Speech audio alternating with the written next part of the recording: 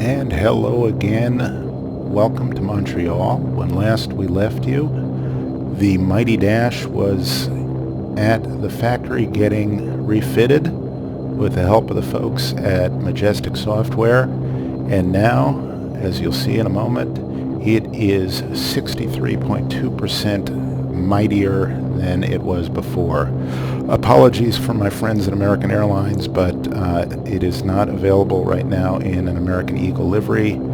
I'll do my best to rectify that. I know this pleases no one, except maybe my friends in New Jersey who live near Newark Airport and see these little guys coming in and out just about on the hour. Anyway, let's pop inside. Let me show you exactly what's new about it. We have working gear pins. If you don't remove them before you close the door and start the engine, your landing gear will not retract. We've got alternate gear extension in case you have hydraulic problems. We've got working circuit breakers and working failure modes. We've got an improved outside of Flight Sim and outside of P3D control system, which is much smoother and much more precise, although I'm still getting used to it. And you have to set it up by editing the airplane's INI file, so it's a little bit wonky, and maybe I'll do a video showing you how it's done. But I was tearing my hair out, not because the syntax of the commands in it are that difficult, but it requires you to know what your joystick number and button numbers are, and at least the way I've got things set up, there's not an easy way to do it, although, as I understand it, you can do it in FSUIPC. Those are all really good things, but the star attraction is right here. And that is the HGS, for Heads-Up Guidance System, or what we would call a HUD.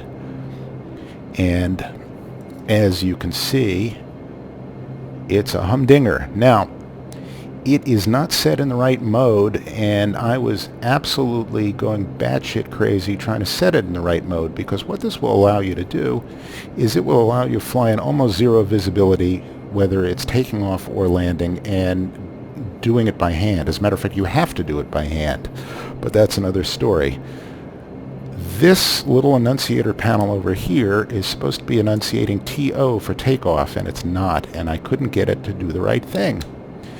And this little panel down here, I couldn't do anything, I thought, to set it to takeoff mode. Now, before we get into that, and I'll show you the little subtlety and what screwed me up and how I fixed it in a second, but in order to run this, you have to have the captain's side in Nav 1 mode, the first officer's side in Nav 2 mode. They both have to be on blue needles.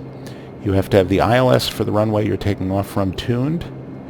You have to have the correct course set, the correct heading set. You have to have your speeds all bugged. You have to have these two switches down here in normal mode, and this has to do somehow with how it takes its guidance from the inertial reference system and the GPS. And then you have to get this thing set up just right. Now you see this mode here, that's in primary mode. Standby here gives you different modes you can punch in by going like that, just like you would a radio. This gives you runway length, which you punch in here, and this gives you the glide slope. And I could not get it to enunciate takeoff mode, which is kind of inconvenient because we're taking off, until I figured out that not only do you have to set the correct runway length, but you have to click this one more time and watch what happens. Runway elevation. So the runway elevation here is 118, and hit enter. Now takeoff mode enunciates. The reason behind this is that, remember, you're going to be using it when you can't see anything, or you can see almost nothing. And so unless the nav information feeding it is right, and the alignment information feeding it is right, and the heading information is feeding it right, and it knows how high off the ground you are and it knows how long the runway is, it's not going to let you do any of it because it has to be fail-safe. In other words, it has to be set up so that if you follow its guidance, it is not going to guide you into a hill, off the runway, into another plane, what have you. So that's really, unless everything is set up right, this enunciator will not enunciate in the mode you need to be in to do all this low visibility stuff. Or it will enunciate that it has failed, it has dropped out of it. It will warn you that it's not in it so you don't keep following what could be erroneous guidance. The other thing you have to be aware of is that even though I'm set up right now so that all I see is a black ball here, which means I'm lined up right, you see now I'm lined up wrong, I'm too far away from the HUD to see it right, so I had to set up another view in EasyDock. Give you a quick guided tour. This is the ground guidance mode. You keep these two balls lined up, and it means you're on the center line of the runway. Now, it won't be precisely on the center line of this runway because this is an add-on airport, and the runway differs ever so slightly from the stock one, which actually the center line is right about here. That's why it's indicating this. This tells you the mode you're in, just like a PFD, takeoff mode. Go around, wings level. Actually, I want to put that in heading select. So there we are. There are our V-speeds, ground speed, nav source, course, DME. This is the runway distance, and that will shrink as we roll down the runway.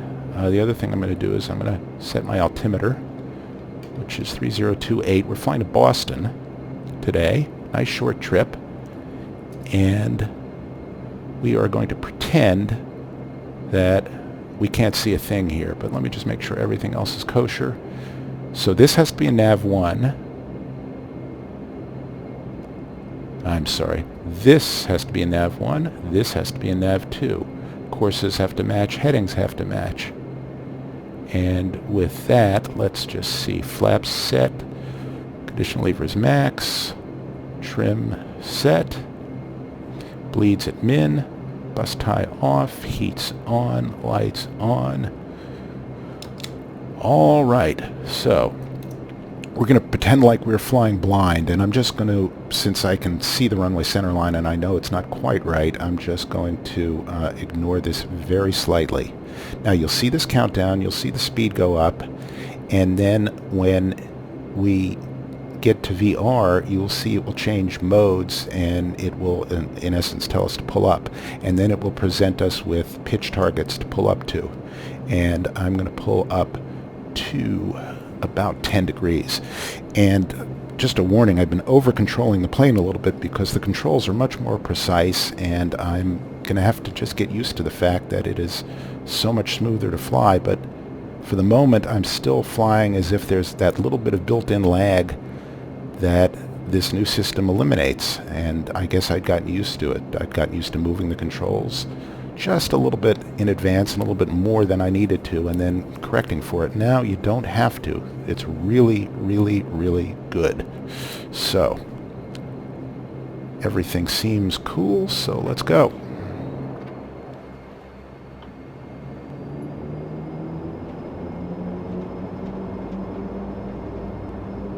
Now you see those two balls are almost centered right there. That's our ground guidance mode.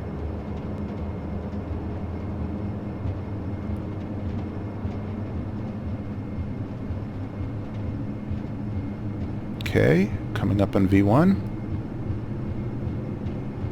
and V1, and we rotate, and here comes our pitch. Pitch up to 10, trim down a little. See, I'm just moving the controls ever so much too much. Now our meatballs are centered now. We're in heading select mode, so as long as I keep them centered, we'll keep flying that heading.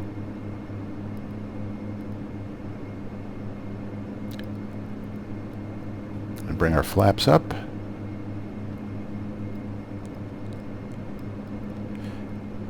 Now I'll explain why that those two meatballs, while that flight path vector is diverted a little bit to the right vis-a-vis the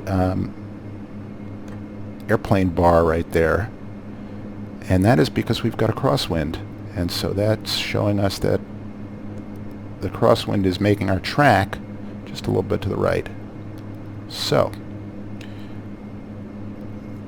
just get myself trimmed out into a nice steady hands-off climb here. There we go.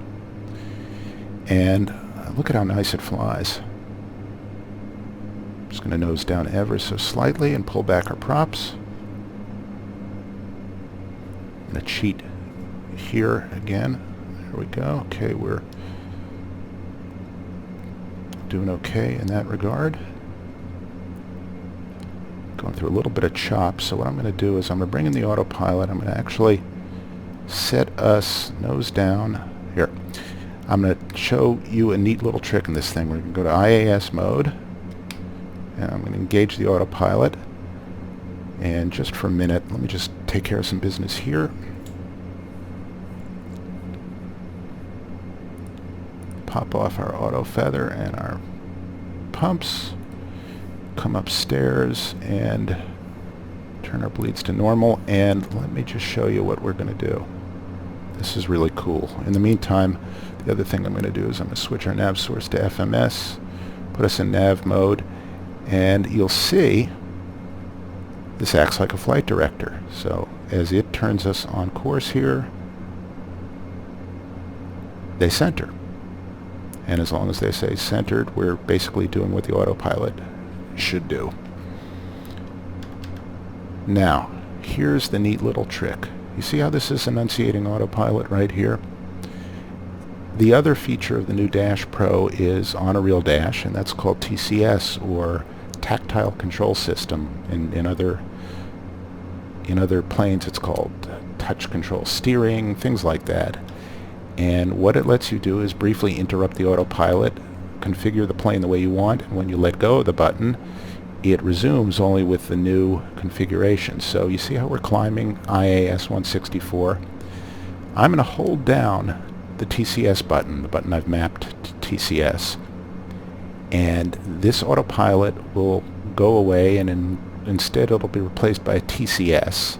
This IAS will be replaced by dashes, and I will nose down, we'll bring up the speed, and then I'll let go, and it will go back to autopilot, and then the dashes will be replaced by the new speed that I've nosed down to. I mean, it's kind of a cheap trick because you can always adjust the wheel for IAS and do it that way, but I guess it lets you make minor tweaks without turning off the autopilot and flying it, into a new configuration, or a lot of knob twiddling, I guess. But here's the neat trick. So watch the AP enunciation right there. Let me just trim our rudder a little bit. And I'm going to hold it down. Okay, TCS comes up, and then the IAS gets replaced by dashes. It's a little bit awkward because now I'm out of trim, so I'm going to hold this down a little bit. I'm going to trim down with my other hand, and we're going to let the speed climb up a bit.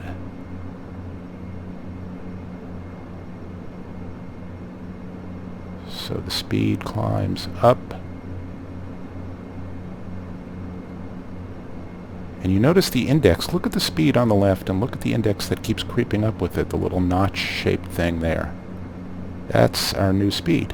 So now I let go of TCS, autopilot snaps back on, and we are now climbing in IAS mode, only we're doing it at 172 knots instead of 160 something. That is the cheap trick. The other thing is that our HUD has now switched over into primary mode, and I don't know if it enunciates anything over here. No, because it's not in any special mode. And basically that mode shows us an HSI, and this is our heading right here. And you notice you don't see a heading bug here because I haven't squared it up, so let me just See if we can do that. There. Okay. So that and that right there. That's where the heading bug lives. And you can see a hellacious crosswind, and you can see that we are deflected this way. Now, unlike the flight director, it doesn't keep the needle centered and show the crab down here. Instead, it shows you where the nose of the plane is pointed, and this shows you the track. And you can see that the track is about 198, give or take, and the nose is pointed at 205, and if you look down there, you can see that's 190 something, and that's at about 205. So yeah, here 192, 205, and that corresponds to, well, the reason why this is dotted is because this is actually off scale, so it actually is right about here. I believe that's what this actually is, but I suppose they don't want to take the flight path vector and jam it all the way off here, probably because it just would be confusing.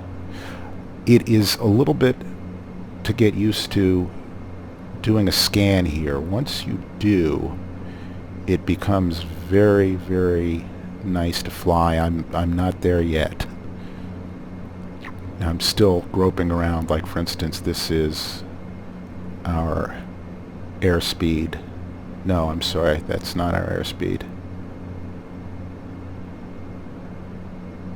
Not sure what that is. This is the distance to our next waypoint, ground speed, heading, airspeed, altitude, set standard altimeter right now.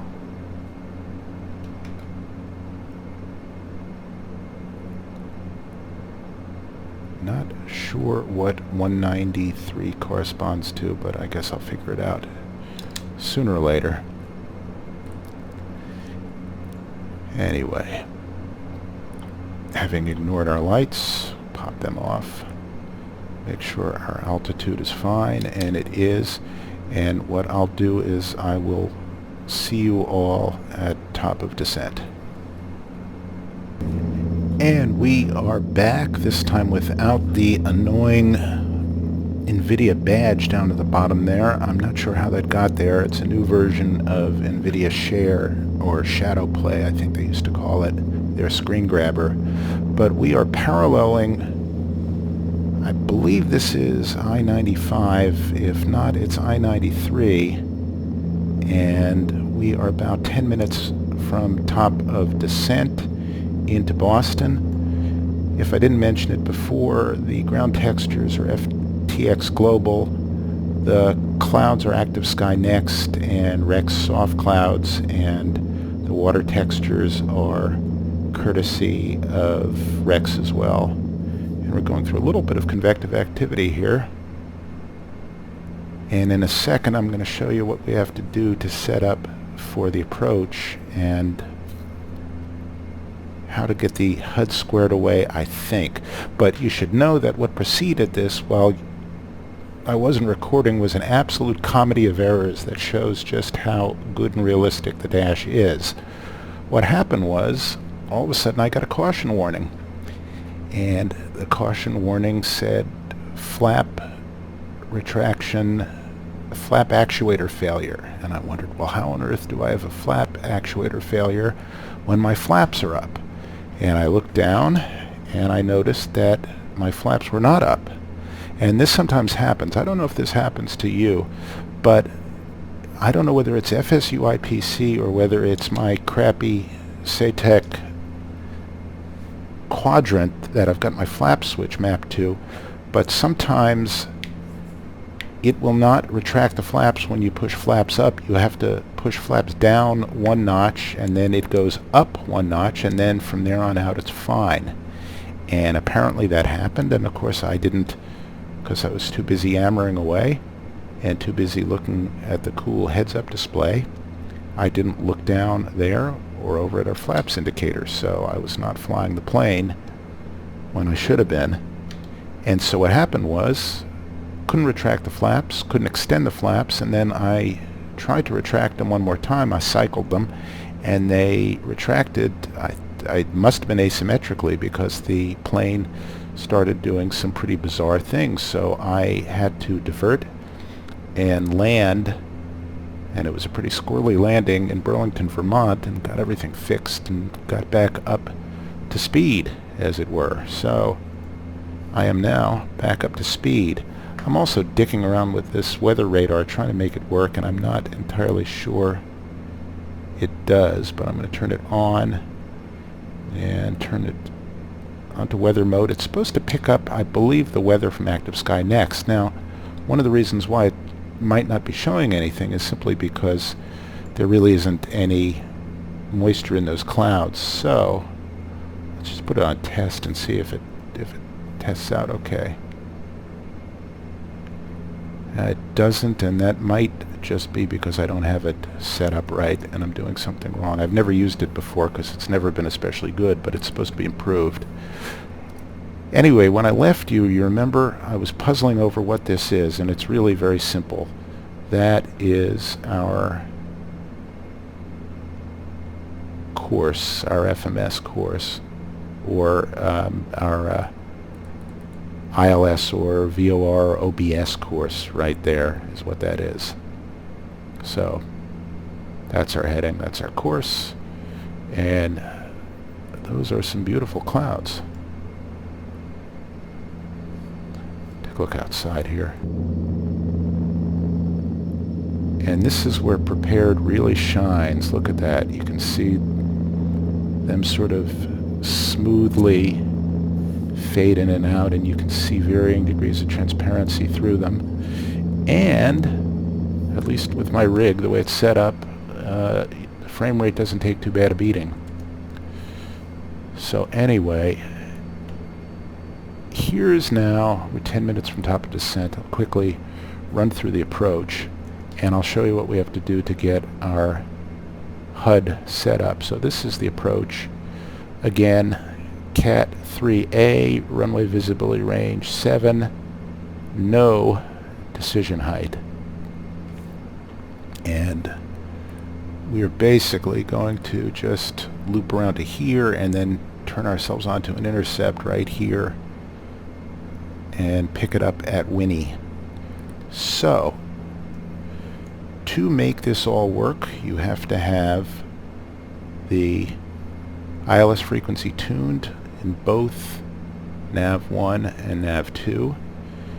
You have to be drawing from nav1 on this side, and we're not yet because we're still in FMS mode, and you have to be drawing from nav2 on this side, and that is the courses have to be set, which is 3-6, 3-6, right? Well, here, the way you do that on the dash is the old dash trick of holding down the format key here, and then that gives you a preview of your ILS or VOR, and that's 036, 110.3, and that is good. The other thing is when we finally turn final, we have to have the heading on runway heading. You have to have the runway length, and didn't really want that, but this is an example of the 2D pop-up panels they have now. I just wanted to do this actually. You have to have the runway elevation set, the runway length set, the correct glide slope corresponding to the published approach set, and I believe you have to be in IMC mode, but I'll double check. And then what will happen is you'll get to a certain point and it will do its sanity check, make sure that everything is as it should be, and then and only then will it enunciate A3 for a Cat 3 landing, because again, it does not want to start offering you guidance when it doesn't have enough information to give you accurate guidance, because again, it could get you in trouble, give you a false sense of security, and not to mention hit things. So here is top of descent, about 45 miles away. The other thing you have to set is your landing speeds, and we might as well do them right now. Let's make them... Oh, you know what? I'll use our tool. This is a Lewis script, and it says 117 and 117. I'm going to set 117, and for the V app, I'm going to set 122. Not sure whether that will have a bearing on the display guidance. So, be that as it may. I'm also, I'm going to turn our radar on. I don't know how to make it display. I didn't test it on the ground, which is probably a big mistake. I believe that the plane can be flown with an inoperative radar under certain weather conditions and not others.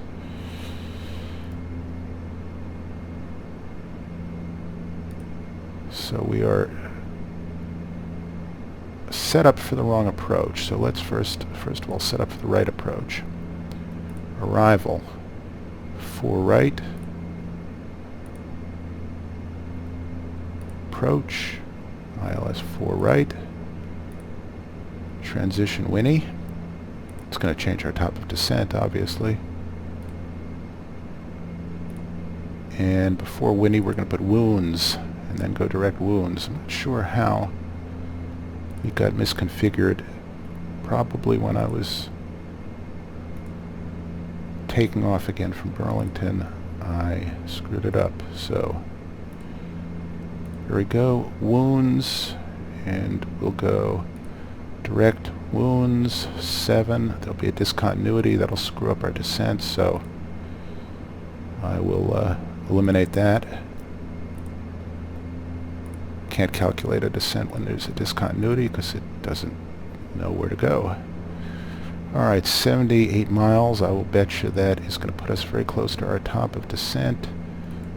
We want to be at Winnie 2, 1 mile before, at 4,000. No, it can do it. Top of descent, 5 minutes. Perfect. And let's quickly check our route. That was almost a disaster in and of itself. So you go into this, you click here, and now, there we go, wounds, Nabo, Winnie, blah, blah, blah, blah, blah, blah, blah. Okay, good. And that's our missed approach.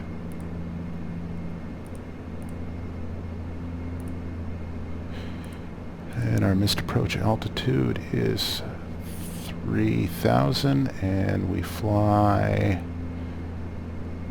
036, and then for the missed, we go direct Nabo. Not direct Nabo, no. Direct Waxon. Okay. I am really making a dog's breakfast out of much of this. We'll pop ourselves out of the legs mode. And there we go. Zoom out, make sure I don't have any discontinuities. I do not. What we'll do is we'll spin 4,000 into the magic box.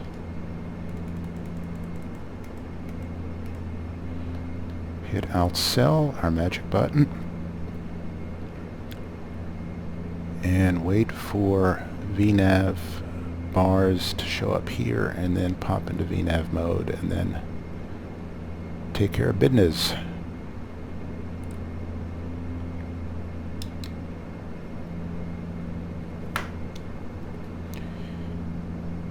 It's a pretty low visibility day for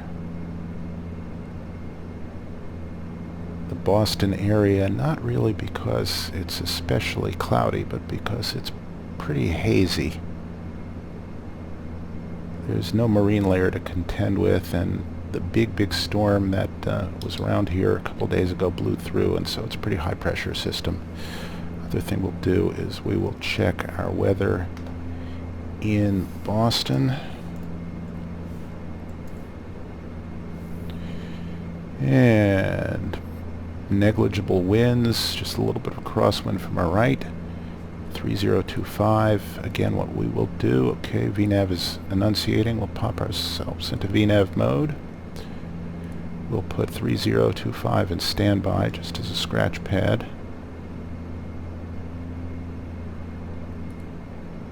There we go. I don't know if they do that in real life. I think some airlines do. If you have to use your standby instrument, then you would adjust your altimeter to be whatever the correct altimeter is, rather than using that as a little cheat sheet, but I'm not sure. Other thing is, I don't know if I mentioned it, but the heads-up display does not show torque, and I'm not used to doing it by feel yet with the power levers, just knowing where my hands are. So what I'm going to do is I'm going to set up a little quick and dirty little cheat sheet for that as a pop-up window. That way when we go into the HUD, we can glance over to the side and see where our power settings are.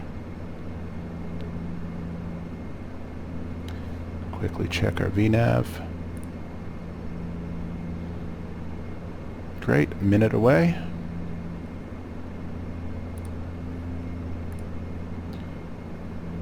And even with this crosswind, we are hauling no small amount of ass here. It's a pretty hefty crosswind too.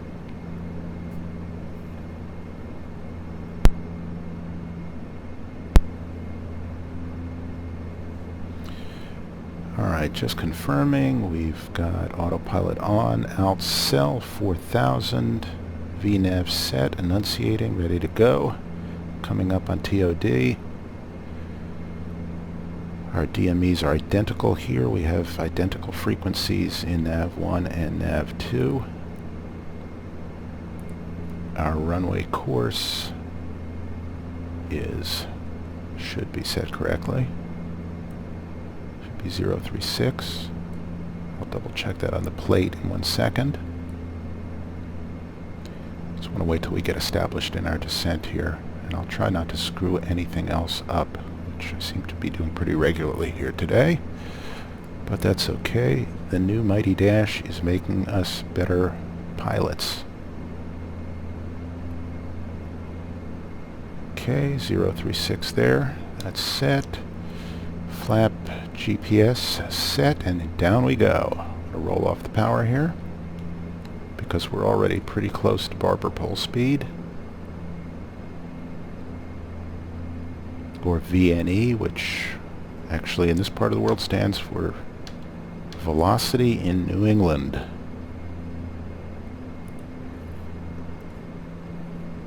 Passengers are already seated. My bleeds should be on normal. Forgot to set them on normal. Keep them on there for a while so the windows don't mist up, and so the passengers don't get too frostbitten. Check our descent progress. It is nice.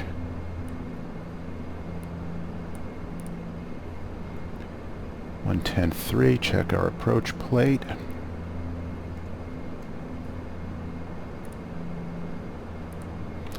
(110.3). Touchdown zone elevation 18.8851.036. Checked 036. 8851. 18.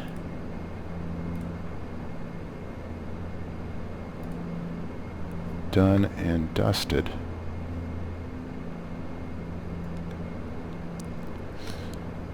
And our speed is fine. I'm going to put this in primary mode for a minute here and see if that is in fact the right mode. I don't know whether it automatically will switch to an appropriate approach mode or we have to do it manually, but we'll see what it does.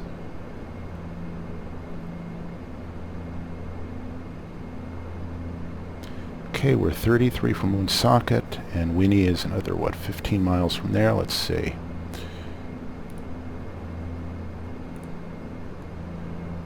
Woonsocket, 32 plus 20. Round it down to 50. Go down 15,000 feet. We're at 19. And how do you like that? We are just bang on. And I really shouldn't get too confident because I have screwed up so much in this flight. And I am acting like such the noob. I should just shut the hell up and fly the plane. Okay. So we will set local altimeter. We're below 18,000, so that will go to 3025.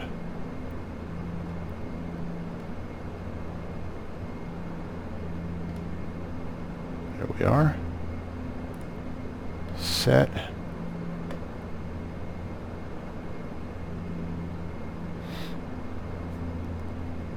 And I'm maintaining a pretty healthy clip here into Boston because heaven knows air traffic control would appreciate us getting the hell out of everybody's way. The nice thing about the Mighty Dash is that it can fly very, very fast or very, very slow. And it can be nice and sporty right until you need it to slow down, and you don't need mile after mile to slow down. Even though it's a slippery plane, the props can turn into veritable boat anchors if you need them to. And this thing can practically hang on its props. It's, I think, and this is just a subjective first impression, that the professional version seems to fly better in that respect and more lifelike in that respect than the old one did, but I just might be mistaken. It seems to descend more along the lines of what I've seen Q400s do from the passenger seat, and in a few real-life videos it seems to get down a little bit quicker if you need it to, and you really throw out the drag. It's not a Twin Otter by any stretch, but it's close enough, and you can really plop it down onto small runways, even though it wasn't explicitly built for that. Alright, now just in the name of getting all this crap out of the way early, I'm going to turn my auxes and pumps on, bring our bleeds to min. This is going to be a reduced noise landing. I'm just going to pop on our lights here because I don't want to be dinking around with that when we're playing with the HUD and getting configured there. Now I'm going to hit the data button twice so I can see the airports around us here. And I believe we're coming up, that is Pawtucket right there if I'm not mistaken, and Providence is immediately beyond that, but we're not going to get anywhere close to that. Not that there's anything wrong with it. Providence is a nice town.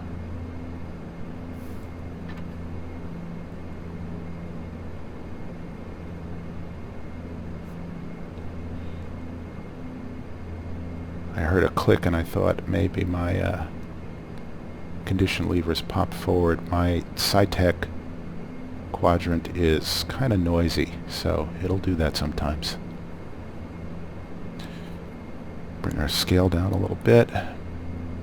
Now, once we get on this intercept here, I will put us into heading select mode, and then I will flip over our nav source to nav 1, and we will intercept the localizer.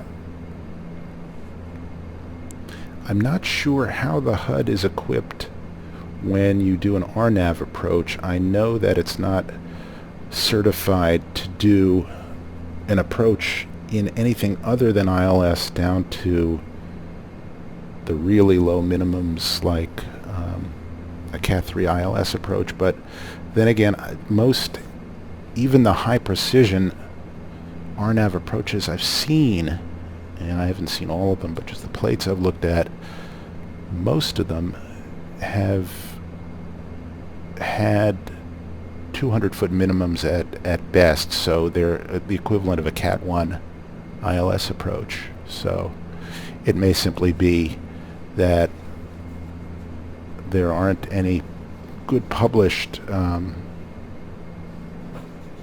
GPS approaches that have that degree of precision. I might be wrong.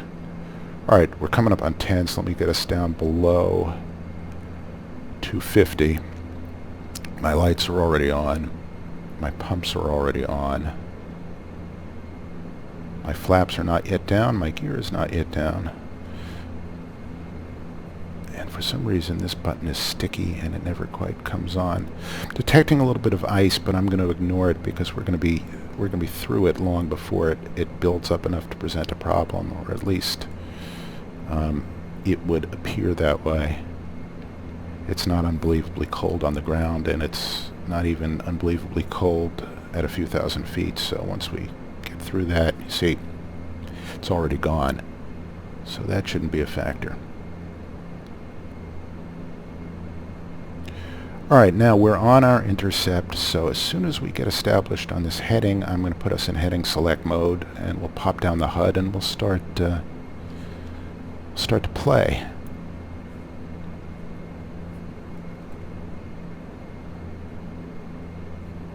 It's just about a perfect intercept angle for our ILS, as you'll see in a minute. When you get too slow, that's about right.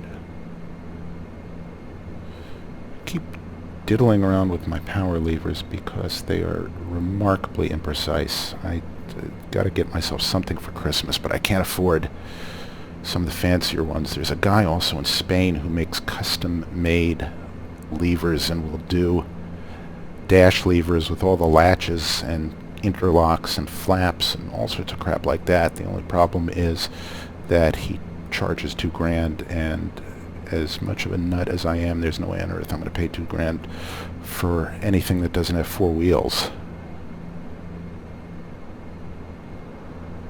Well, maybe something nice with 2 wheels, but that's about it. Okay, so let's put us in heading select mode. Just make sure our heading bug is where it should be.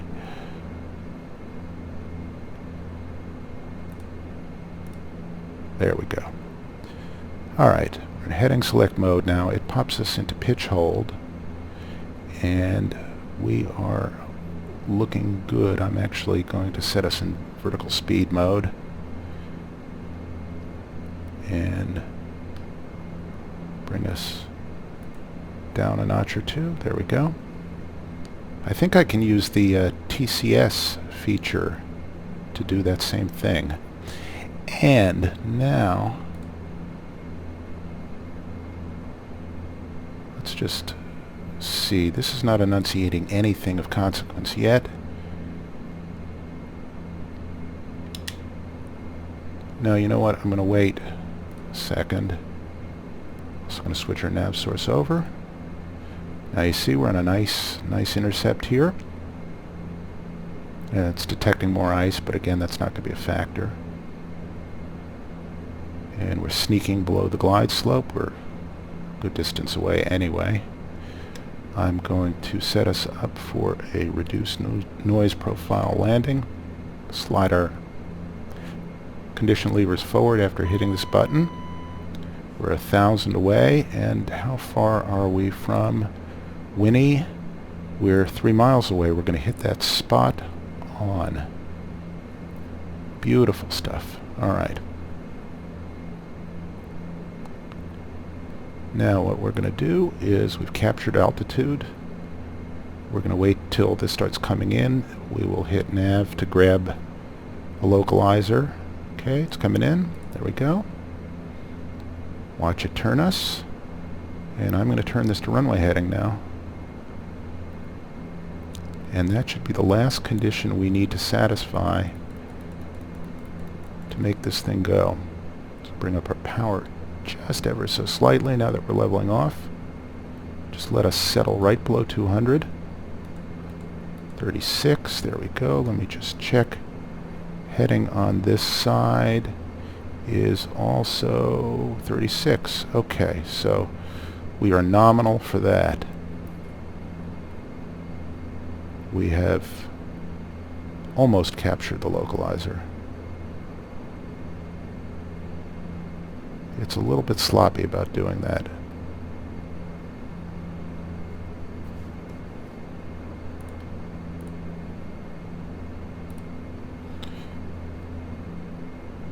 Alright, and our glide slope is coming in. I'm going to let it pick that up too.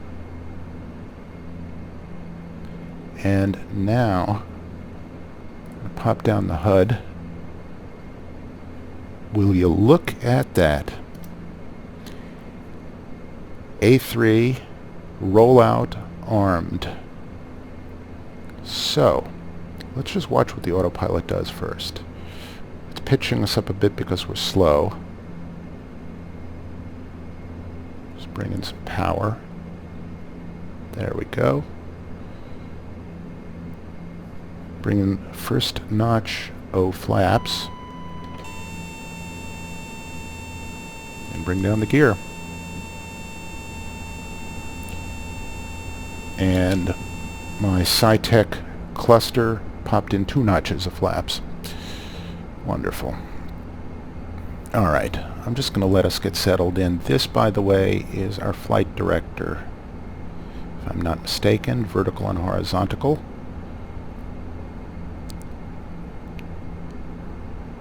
And our airspeed is high, but our gear is coming down.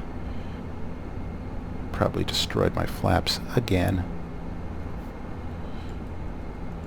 There we go. Keep that right there. Apologies for the clutter. Alright, we're still 10 DME, 11 DME, so we're doing just fine. And you notice how it settles right on that 3-degree bar? That is our glide slope. Okay, now I can bring in my final notch of flaps here. I'm going to pull down the power very slightly because we're going to nose up, lose a little speed, and then I'll just start inching it back up towards our final power setting, which should be right around 15-17% torque. Let us slow a little bit more. Don't want to get too low energy. This is telling us that we are above speed.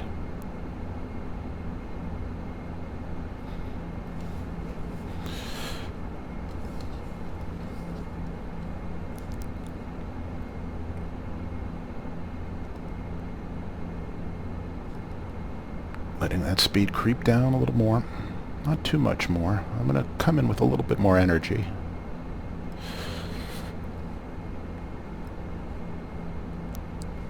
There we go. Okay. In a second, I'm just going to take out the autopilot.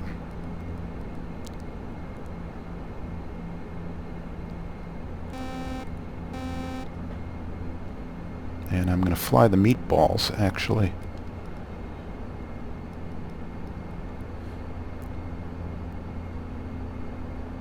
There we go. Get them lined up. A little slow. No, I'm about right.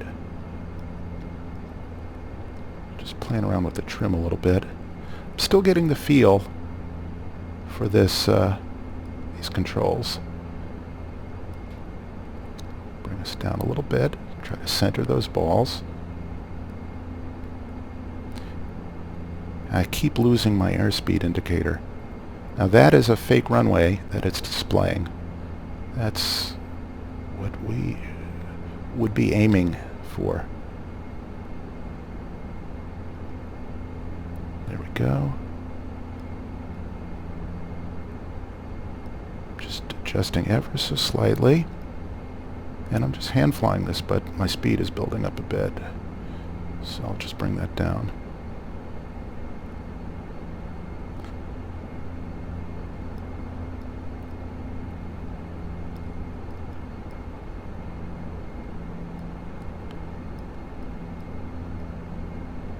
And we got a little bit of a crosswind coming from the left. 1,000.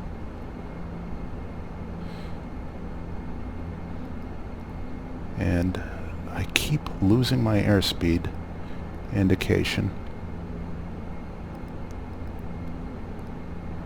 And we're a little bit off to the left. We'll correct. There we go.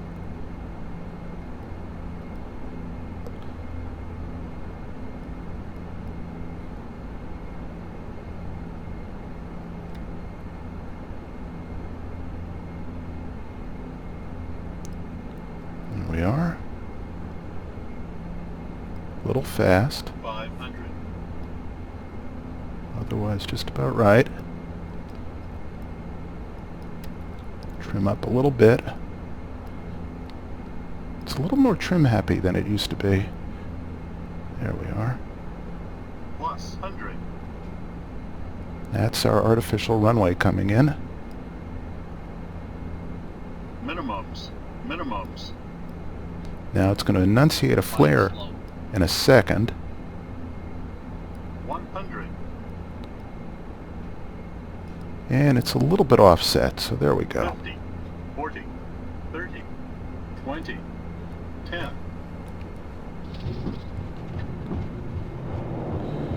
Oh, that wasn't pretty.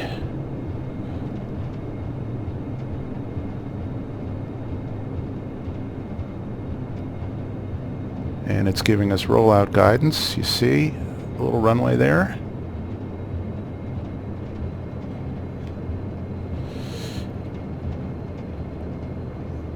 And there you have it. Not the world's greatest landing, but the first one, at least. And I think that's more or less how to use the HUD. Also, there's a lesson in there. It's when to disregard the HUD, go visual, and fly the plane, which is just about the only thing I know how to do. But anyway, with that, I'm going to keep practicing, and let me know what you think. If you got any tips, that would be really great. Mainly what I think I just have to do is I have to work on my scan in that HUD so that I can actually know what I'm looking at and know where to put my eyeballs all the time. It's supposed to be there for convenience, but it looks a little bit cluttered, and it'll take a little bit of practice, but that was a lot of fun, and hope you got something out of it. Give me a thumbs up if you liked it. Thumbs down if you didn't. Subscribe if you want to see more, and I'll try to do another flight in the next couple days, and maybe have it just a little bit prettier. So until then, see you soon.